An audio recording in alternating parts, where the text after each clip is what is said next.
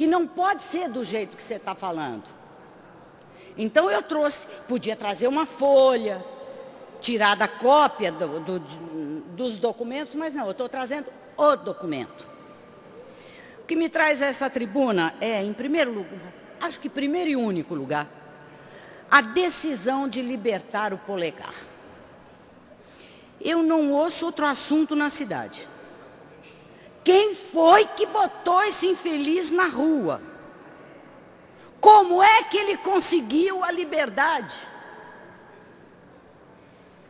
Daí eu leio aqui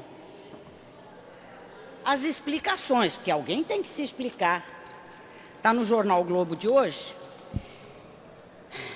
A promotora que pediu para não ter o nome divulgado, como é que uma promotora pública pede para não ter um nome divulgado? De quem ela tem medo? Do juiz que soltou?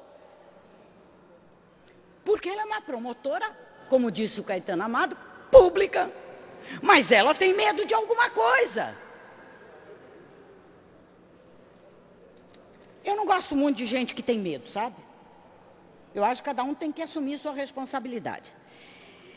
Que pediu para não ter o nome divulgado, contestou o argumento da justiça e disse ter citado que o traficante só poderia sair se tivesse um emprego e que faltava o exame criminológico, duas exigências legais. Disse que vai recorrer da decisão.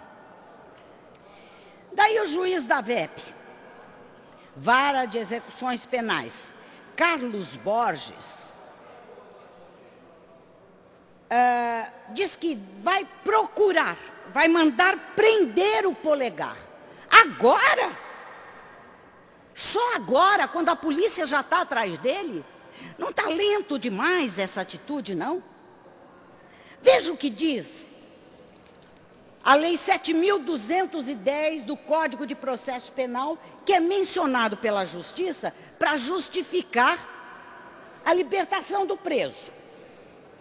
Diz assim, artigo 112.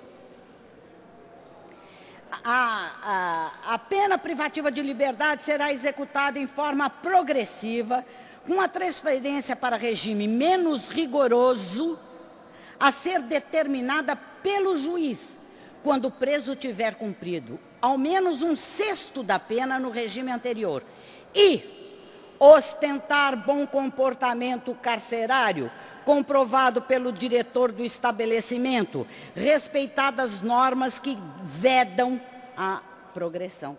Tem limite. Tem limite.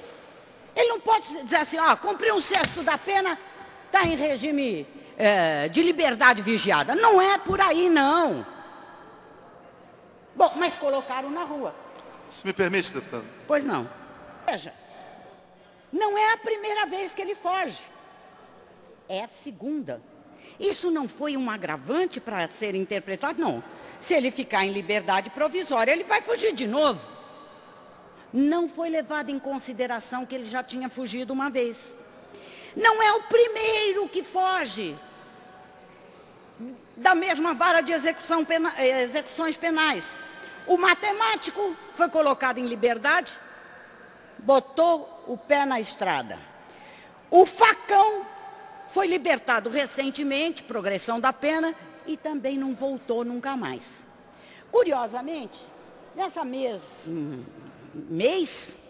foi sancionado pelo governador do estado uma lei de minha autoria, que é o uso do equipamento eletrônico para rastrear os presos que estão em liberdade vigiada. Daí vem um juiz, e isso aqui é jornal o Globo, de 4 de setembro, e diz assim, o juiz da Vara de Execuções Penais, Carlos Augusto Borges, adiantou, olha que afronta, que não pretende cumprir a nova regra por considerá-la inconstitucional. Um juiz dizendo que não vai cumprir uma lei, porque não é um projeto de lei, ela foi sancionada, é lei. Esse juiz podia até considerar a minha lei inconstitucional, mas que falasse nos autos. Quando chegasse um caso objetivo, um preso em quem tivesse se pretendendo colocar a pulseira, a tornozeleira ou o chip, arguísse isso no tribunal. Daí ele ia dizer, não, ele pode sair sem a pulseira, porque eu acho inconstitucional. Mas não seria dele a palavra final. Não é um juiz de primeira instância que decide a constitucionalidade ou não das leis. É o Pleno do Supremo Tribunal Federal. Não seria ele. Agora, curiosamente, é o mesmo juiz que diz que vai mandar prender o Polegar. Hoje, quase uma semana depois dele ter se evadido, vou mandar prender, não mandou ainda. Ele foi muito rápido para me julgar o meu trabalho, e não foi rápido para determinar a prisão do bandido. Agora, a lei, eles cumprem, os juízes cumprem as leis sem nenhuma reserva. É a lei fria, como está escrito, ou existe a interpretação da lei? Porque se todo mundo cumprisse a lei, como ela está escrita, não precisava ir para o pleno.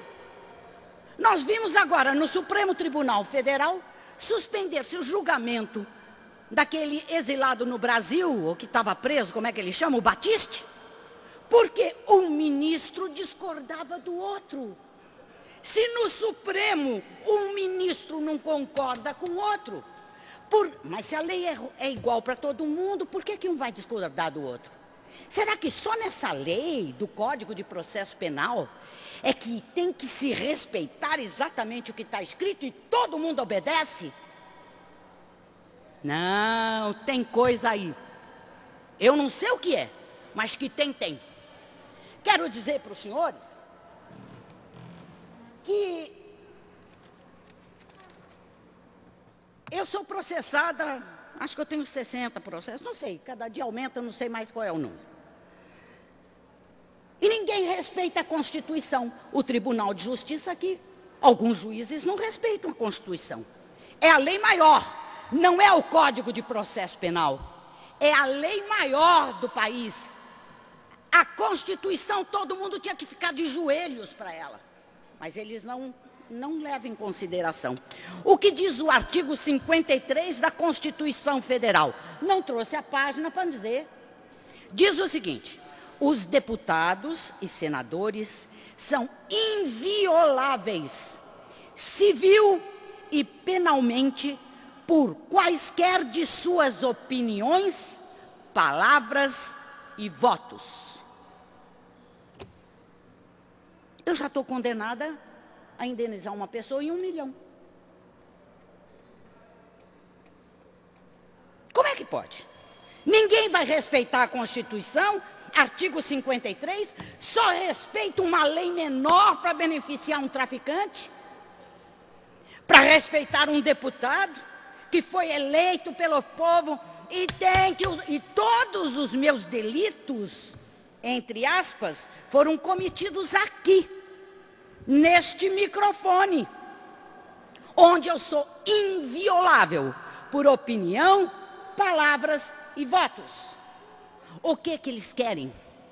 Eles querem calar a verdade. Eles querem que ninguém tenha coragem mais de se pronunciar. Tem um deputado federal aí que ninguém mais fala dele. Ele continua roubando, mas ninguém mais fala dele. Por quê? Porque ele usa a justiça como instrumento para continuar roubando. Ele aciona quem fala que ele rouba na justiça para poder continuar roubando. E a justiça vai e condena quem fala que ele é ladrão. Então eu quero dizer que a ligação da justiça, de que está assim e tem que cumprir como está escrito, não é verdade. Porque existe a interpretação da lei que a gente vê acontecer até no Supremo Tribunal Federal. Senão todo mundo votava igual. Cada um interpreta a lei de uma maneira. Agora aqui parece ser normalidade